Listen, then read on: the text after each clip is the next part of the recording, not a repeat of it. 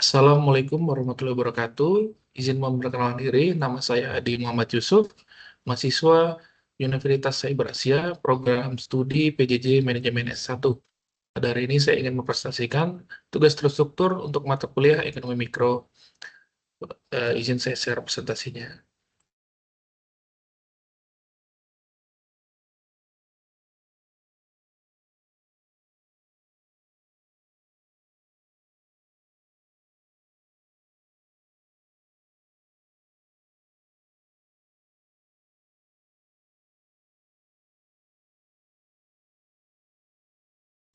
Pada hari ini saya ingin mengambil salah satu tema dari beberapa pilihan, yaitu tentang relevansi KPU dan persaingan usaha di era digital di zaman sekarang ya.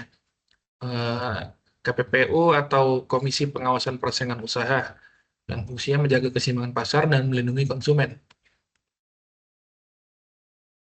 Mengapa pengawasan persaingan usaha begitu mendesak? Yang pertama, dominasi ekonomi digital. Perkembangan teknologi mempercepat konsentrasi pasar, di mana segelintir perusahaan besar, terutama di platform digital, menguasai sektor kunci. Yang kedua, ancaman monopoli dan oligopoli. Konsentrasi pasar yang tinggi berpotensi menciptakan praktik anti persaingan, kartel, penetapan harga, dan pembagian pasar yang merugikan konsumen dan inovasi. Eh, Definisi KPPU sendiri adalah Komisi Pengawasan Persaingan Usaha.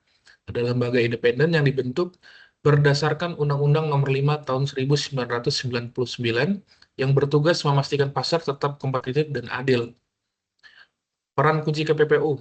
KPPU bertindak sebagai penjaga keadilan kompetisi untuk menciptakan lingkungan bisnis yang sehat dan melindungi kepentingan publik. Mandat inti KPPU yaitu mencegah, menindak, mengawasi, dan merekomendasi. Yang pertama adalah pencegahan pelanggaran. Mengawasi praktik usaha ekonomi proaktif, harga, distribusi, dan strategi pasar untuk mencegah monopoli dan persaingan tidak sehat. Dasar hukumnya adalah Pasal 11 Undang-Undang Nomor 5 Tahun 1999. Untuk yang kedua, penindakan hukum. Menyelidiki dugaan pelanggaran, kartel monopoli, dan pengeluaran putusan administratif, termasuk denda dan perintah penghentian praktik. Dasar hukumnya pasal 28 sampai dengan 29 Undang-Undang Nomor 5 Tahun 1999.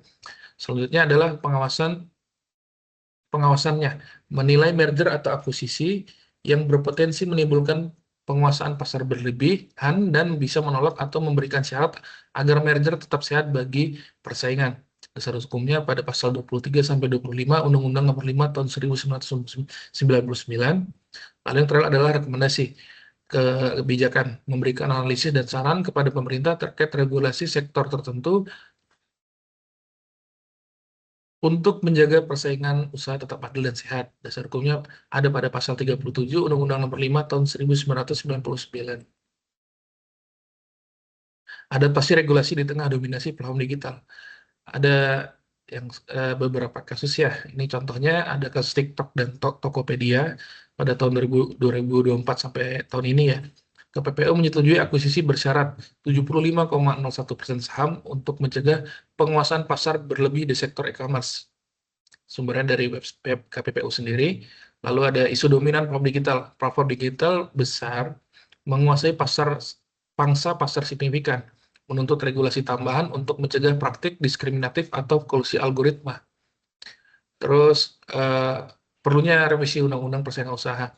Undang-Undang Nomor 5 Tahun 99 sedang diadaptasi untuk mengantisipasi tantangan modern seperti kolusi algoritma dan dominasi data di pasar digital.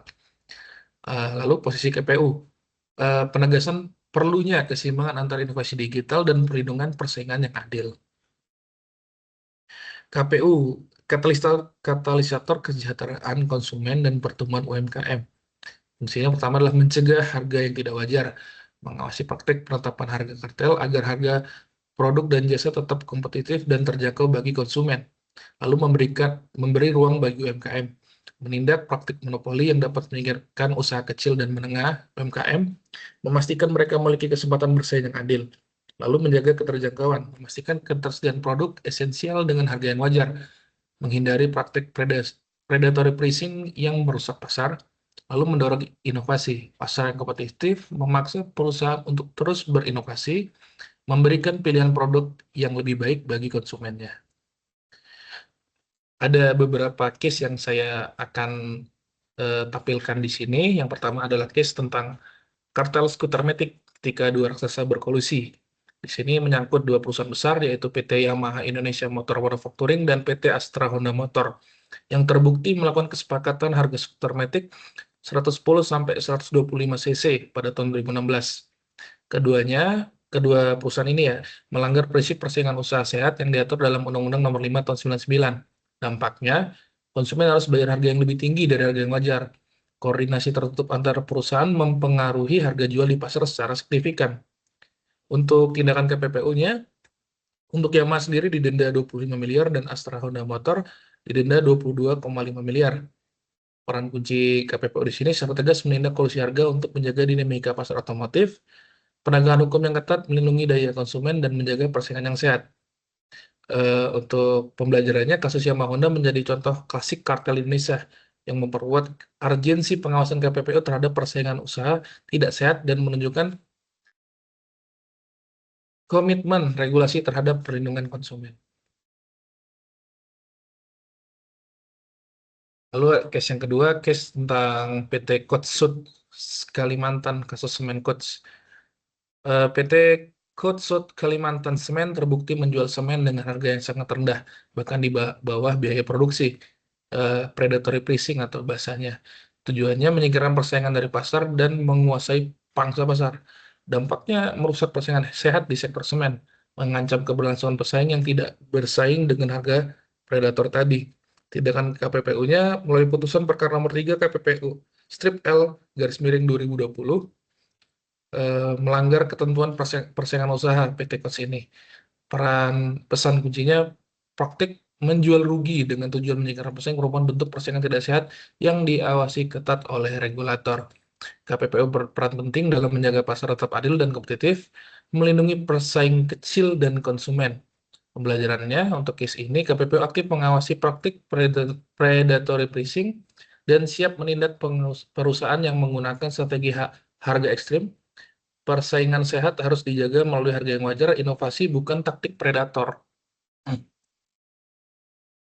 Lalu seperti yang sebelumnya dibahas tentang case TikTok dan Tokopedia, di sini saya angkat kembali adanya akuisisi 75,01% saham Tokopedia oleh TikTok Nusantara pada tahun 2024 kemarin. Ini merupakan salah satu akuisisi e-commerce terbesar di Indonesia.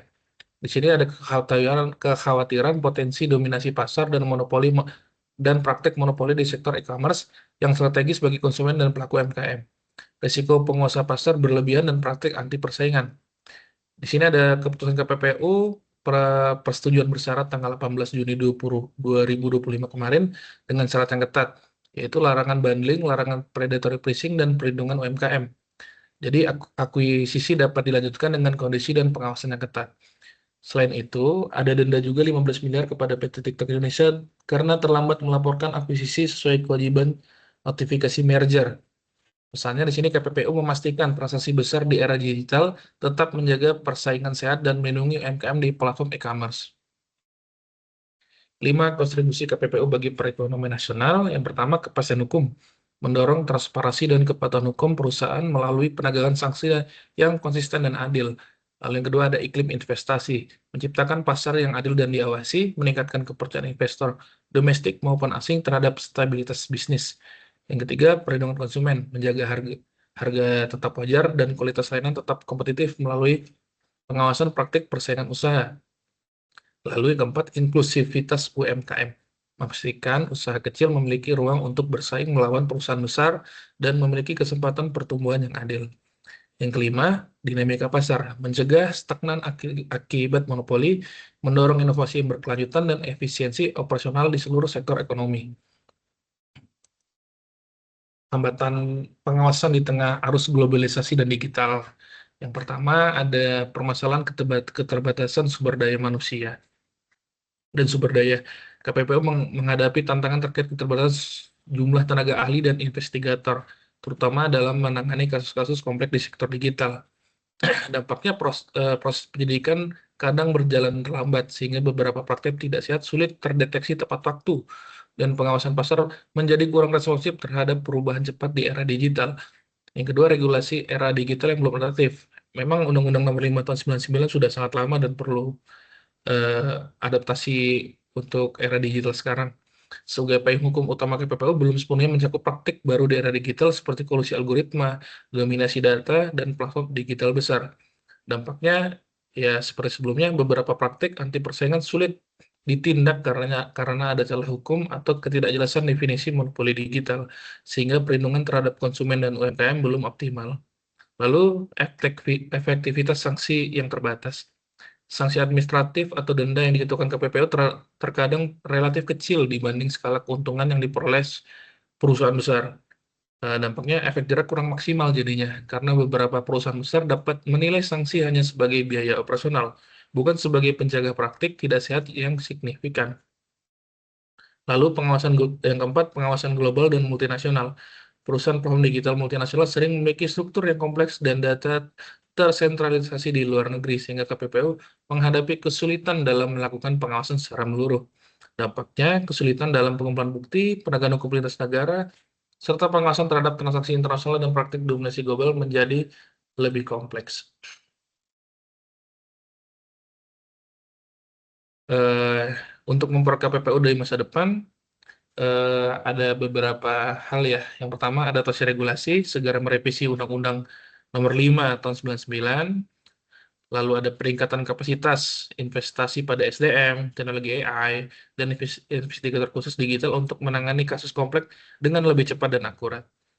Lalu sanksi yang lebih tegas, menyesuaikan besaran denda agar proporsional dengan skala pelanggaran, terutama bagi perusahaan besar dan transaksi yang bernilai tinggi. Ini bisa membuat jadi efek jera ya, bukan seperti sebelumnya, jadi cuma sebagai operasional saja. Lalu yang keempat ada kolaborasi internasional, memperkuat kerjasama dengan regulator negara lain untuk berbagi data, best practice, dan koordinasi pengawasan pengawasan perusahaan multinasional. Jadi KPPU, KPPU ini pilar utama ekonomi kompetitif di Indonesia. Perannya sangat vital. KPPU adalah lembaga kunci yang menjaga persaingan usaha sehat, melindungi konsumen, dan mendukung pertumbuhan UMKM di Indonesia. Aksi nyatanya, kasus besar, kartel otomotif, predator phishing, pengawasan ME digital, membuktikan aktivitas KPU dan penegakan hukum dengan perlindungan yang pasar. Tantangannya memang perlu ada adaptasi regulasi, peningkatan SDM, kapasitas SDM juga, teknologi, dan keharusan untuk menghadapi kompleksitas ekonomi digital. Serta komitmen bersama, kita dukung persaingan usaha yang adil, sehat, dan berkelanjutan untuk kemakmuran ekonomi Indonesia yang inklusif dan kompetitif. Terima kasih. Ya, sekian presentasi pemaparan saya tentang KPPU. Terima kasih.